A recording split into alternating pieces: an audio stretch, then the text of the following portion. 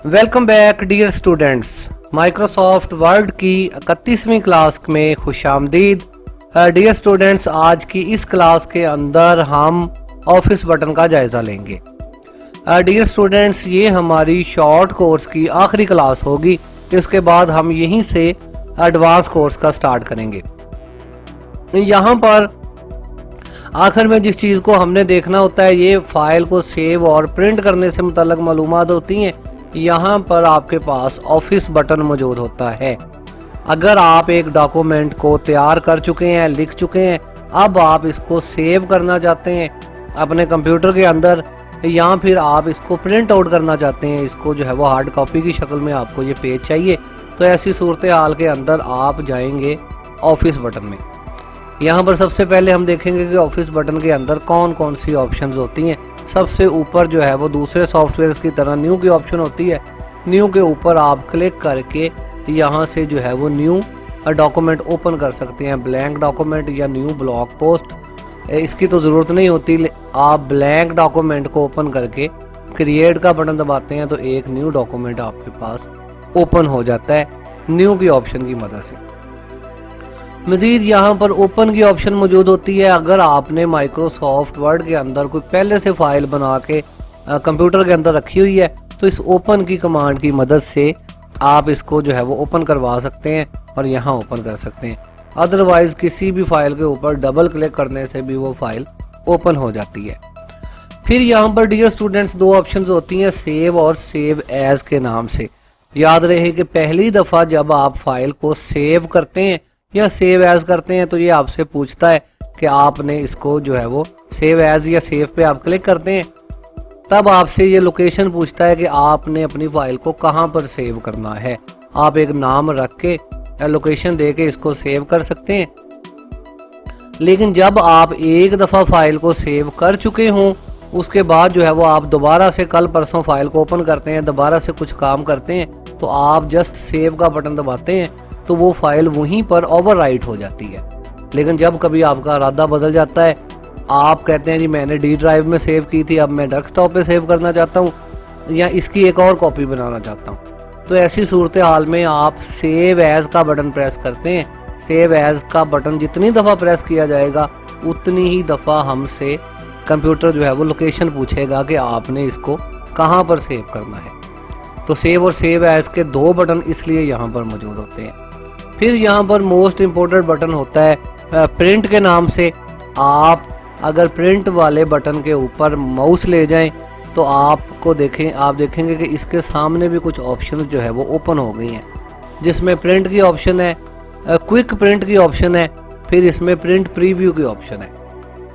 अगर तो आप जो है वो प्रिंट या क्विक प्रिंट की ऑप्शन पर क्लिक करेंगे तो सीधा जो है ये प्रिंट आउट इसका जो है वो निकाल देगा। दूसरा जो है वो यहाँ पर पेज प्रीव्यू की ज़्यादा अहम ऑप्शन होती है। आप अगर इसके ऊपर क्लिक करते हैं तो कुछ इस तरह से पहले आपको पेज का प्रीव्यू दिखा दिया जाता है कि आपका टोटल पेज यहाँ पे नज़र आ रहा है और जो आपने उस पर लिखाई लिखी है वो आपकी लिखाई यहाँ पर आधे हिस्से के अंदर नज़र आएगी, जबकि आधा पेज जो है वो नीचे से खाली नज़र आ रहा है। ओके करने के बाद आप यहाँ से भी प्रिंट की कमांड दे सकते हैं, या फिर आप डायरेक्ट प्रिंट के बटन के ऊपर जब क्लिक करते हैं तो यहाँ पर कुछ इस तरह की एक विंडो आपके पास अपीयर हो जाती है। प्रिंट के नाम से एक बॉक्स ओपन हो जाता है। इसके अंदर जो है वो प्रिंट के हवाले से ऑप्शंस मौजूद होती हैं। सबसे पहले अगर सबसे ऊपर देखें तो यहाँ पर नेम की ऑप्शन होती है। याद रहे डियर स्टूडेंट्स कि आप अपने एक कंप्यूटर के साथ मुख्तलिफ प्रिंट मशीनें जो है वो प्रिंटर अटैच कर सकते हैं। आपके पास ब्लैक प्रिंटर भी हो सकता है, उसी कंप्यूटर के साथ आपके पास कलर प्रिंटर भी हो सकता है, आपके पास कोई फोटोकॉपी मशीन भी वहाँ पर अटैच हो सकती है। तो जिस प्रिंटर से आपने प्रिंट निकालना हो, सबसे पहले आप उस प्रिंटर को यहाँ से सिलेक्ट करेंगे। फर्ज करेंगे यहाँ हमने एक प्रिंटर सिलेक्ट कर लिया है। इसके बाद हम नीचे आते हैं तो यहाँ पर हमारे पास ऑप्शन दूसरी अहम होती है पेज रेंज के नाम से। इसके अंदर भी तीन ऑप्शंस होती हैं। सबसे पहले आल की ऑप्शन है। आल पर डिफ़ॉल्ट चेक लगा हुआ होता है। अगर आप ओके करते हैं तो फाइल के अंदर जितने पेज होंगे, इस वक्त तो मेरी फाइल के अंदर एक ही पेज है, लेकिन अगर यहाँ इसमें 100 पेज होते तो ये आल के ऊपर चेक लगाने से ओके करने पर 100 के 100 पेज जो है वो प्रिंट आउट हो जाते।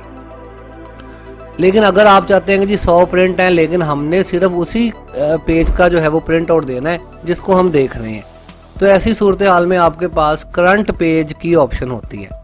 याद रहे डियर स्टूडेंट्स के करंट पेज से मुराद वो पेज होता है जिसको आप देख रहे हैं।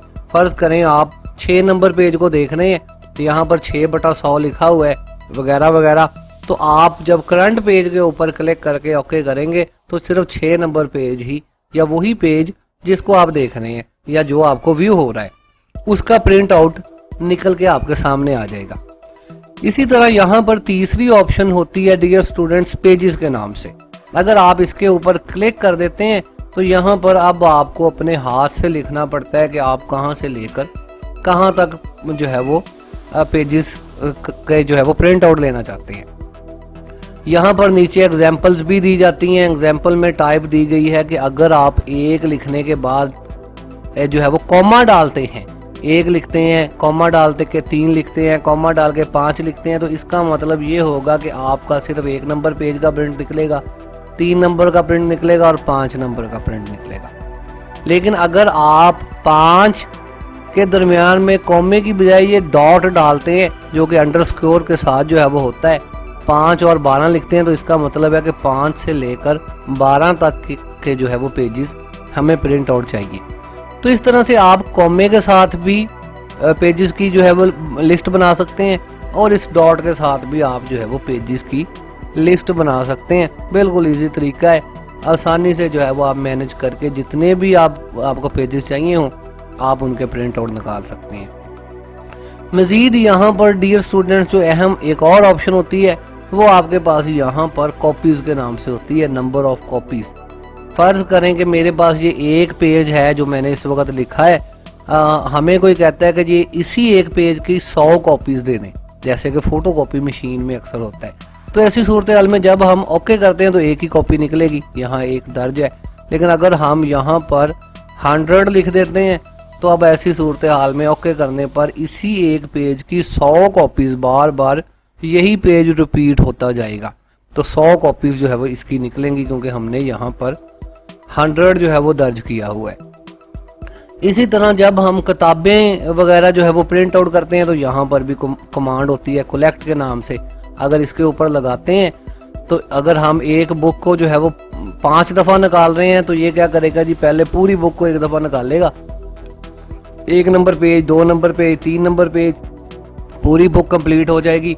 तो उसके बाद ये दोबारा 1 number page, 2 number page, 3 number page इस तरह से निकालेगा। लेकिन अगर ये चेक ख़त्म कर दिया जाए तो ये जो है वो पहले एक नंबर जो है वो पेज सारे निकालेगा, 5 की 5 बुक्स के, फिर 2 नंबर पेज निकालेगा, फिर 3 नंबर पेज निकालेगा।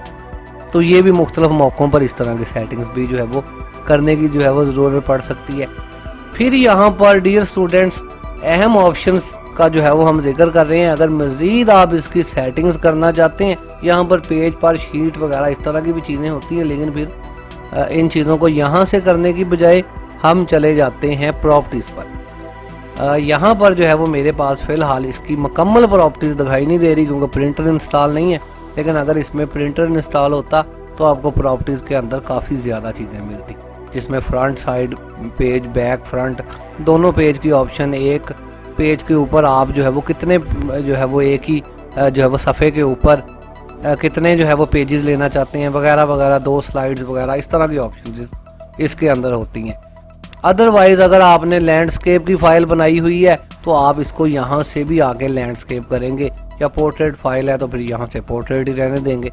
कुछ सेटिंग्स यहाँ से करने के बाद आप ओके कर सकते हैं। अदरवाइज़ तो इसके अंदर एडवांस सेटिंग्स की भी ऑप्शंस होती हैं, वहाँ से जाके भी आप पेपर वगैरह का साइज़ तब्दील कर सकते हैं।